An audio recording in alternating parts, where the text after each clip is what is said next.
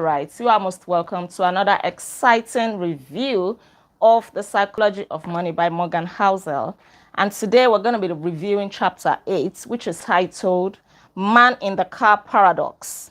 No one is impressed with your possessions as much as you are. In other words, you are the only one thinking that people are like, oh my God, he's so rich. Oh God, that guy must be so cool. He's a money. You're the only one who think like that.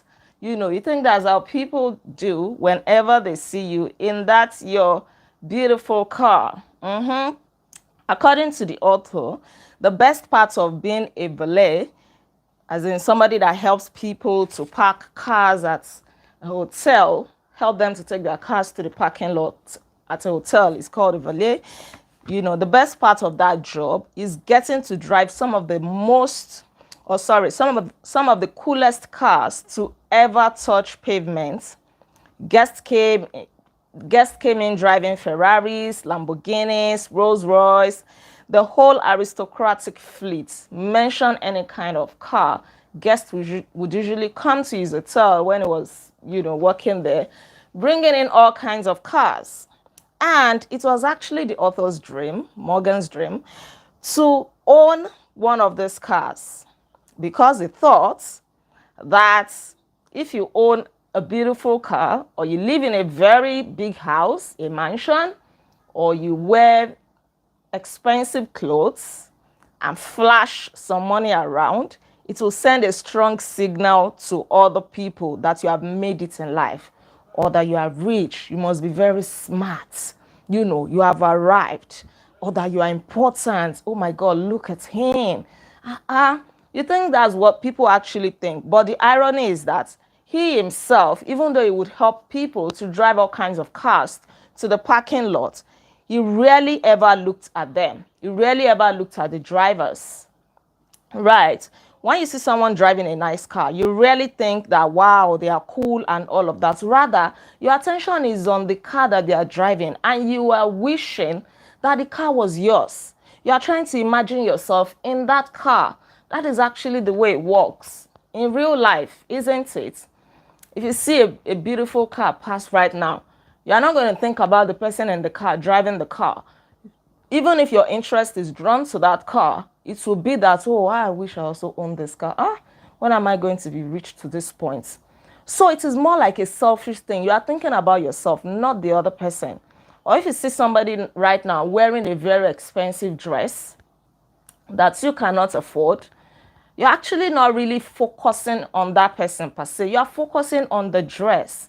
So what is now the essence of you trying to impress people? Because they are not even noticing you. They are not even going to take note of you.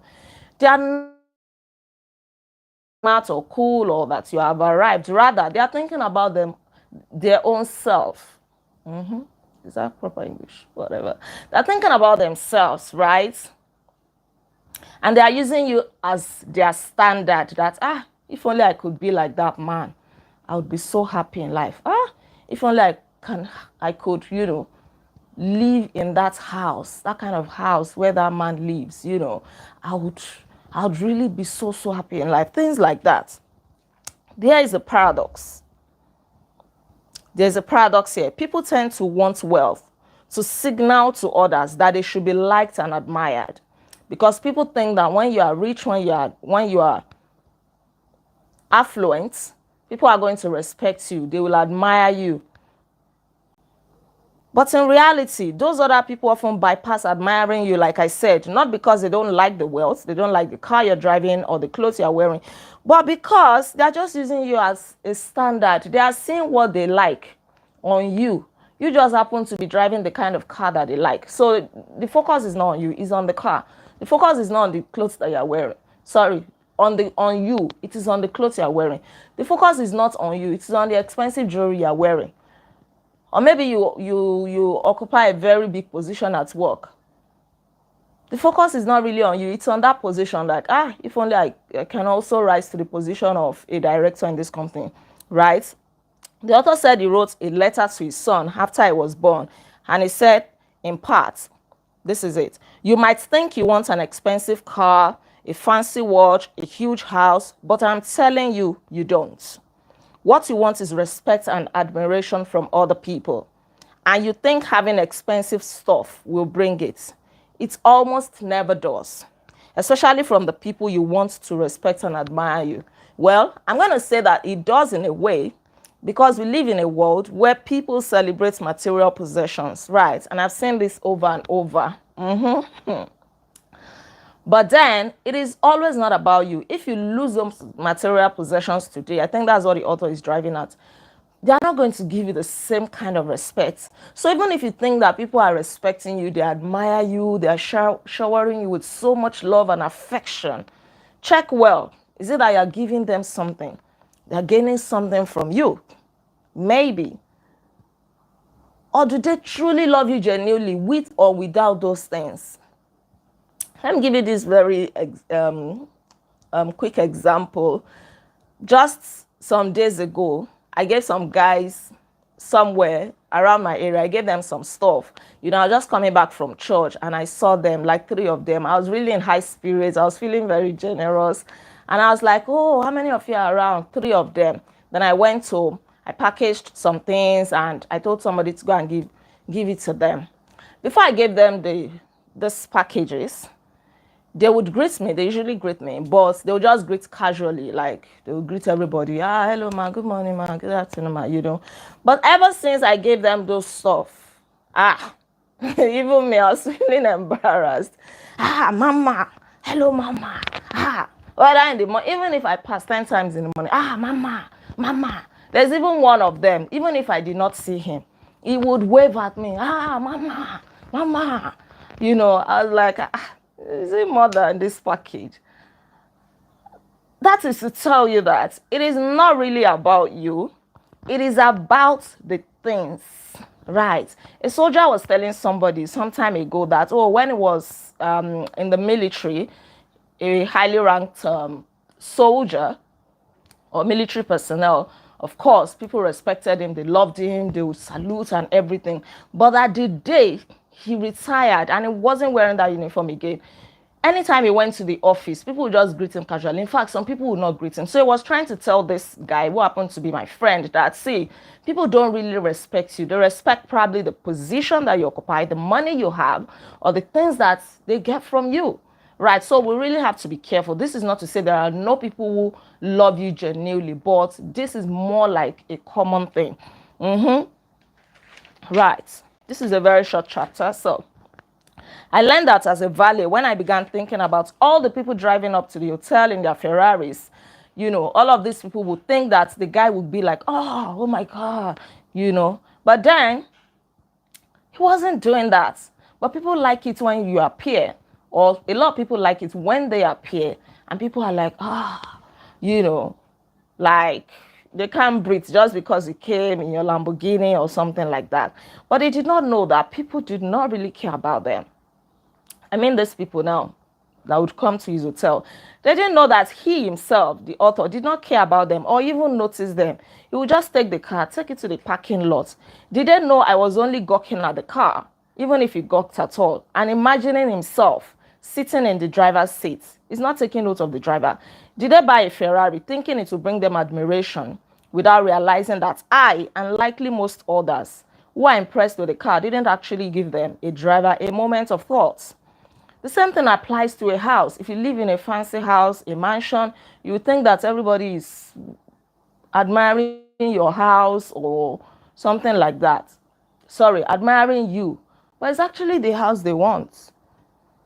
The same thing applies to jewelry. When you go to parties or people break the bank to want to impress everybody. I'm a Nigerian and I know that we cherish parties a lot. Some people would like to break the bank. They will even borrow money because they want to turn heads at the party, right? They want to dress more than the celebrant. They want people to know that they have arrived. So they can borrow money, get loans to buy clothes. We call it ashrebi, right? And expensive jewelry, thinking that everybody, all heads are going to turn the moment they enter into the event hall. But no, people may admire the dress. My God. But I don't think, even me, I don't think that people will be like, that woman must be so rich. Because the fact that you're wearing an expensive dress or you look rich does not mean you're actually rich. Is it in this day and time, sorry, this age and time, where people fake it before they make it? Sorry to digress again. Recently, I stumbled on this video on YouTube showing a woman, who was caught trafficking drugs. And they showed her. They caught her trafficking drugs where she was being paraded by the law enforcement agents. Of course, she was looking sober, looking morose and everything. But then they showed the real her. She was popping, dripping, wearing gorgeous clothes in a very beautiful apartment, right? So if you really want to try and be like people, or you are moved by what people wear, the kind of cars that they drive, you are only going to drive yourself nuts, right? Because it is not always what you think it is. We have to close now. Where am I? All right. Some closing thoughts. My point here is not to abandon the pursuit of wealth. Of course, we all love fancy cars. I love them too. But even if you do, don't buy anything just because you want to impress anybody, because they won't even notice you. Buy it because you like it. It makes you happy. It makes you feel good. You really, really love it. Not because you want heads to turn or people to be like, oh, you must be so rich. No, it is a subtle recognition that people generally aspire to be respected and admired by others. And using money to buy fancy things may bring less of it than you imagine. If respect and admiration are your goal, you really want people to respect you, you want them to admire you, you want them to speak highly of you, right? Don't go for material things. Rather, focus on humility, kindness, empathy, value addition. When people see that, oh, you have something to offer, something tangible to offer, apart from a show off of material things, the respect is going to come genuinely. The admiration is going to come genuinely, right?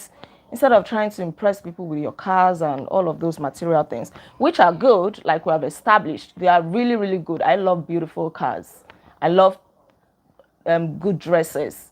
I love a very nice house. All of those things are good. But what is your motive for having them? To pepper your neighbor? To show your village people that you have arrived? Your motive is very, very important, right? Okay. All of these qualities we've mentioned, humility, kindness, empathy, value addition, will bring you more respect than horsepower will. All right. We are not done talking about Ferraris. Another story about the paradox of fast cars is in the next chapter. Thank you so much for tuning in. Thank you. Please don't forget to like this video. Share your thoughts with me in the comment section below. I didn't see any chats popping up during this review. What happened? Is it that the stories were so interesting, or you didn't have anything to say? This session is not so interactive. What happened? You're enjoying my talk, right? All right, you can still drop your comments in the comment section below, and please subscribe to this channel. In case you are yet to subscribe, I remain Olaide Agbaje, also known as First Lady. And on this channel, I inspire you to live intentionally. All right, I'll see you tomorrow as we discuss chapter 9, which is titled Wealth is What You Don't See. Another interesting review. Until then, be intentional. Bye.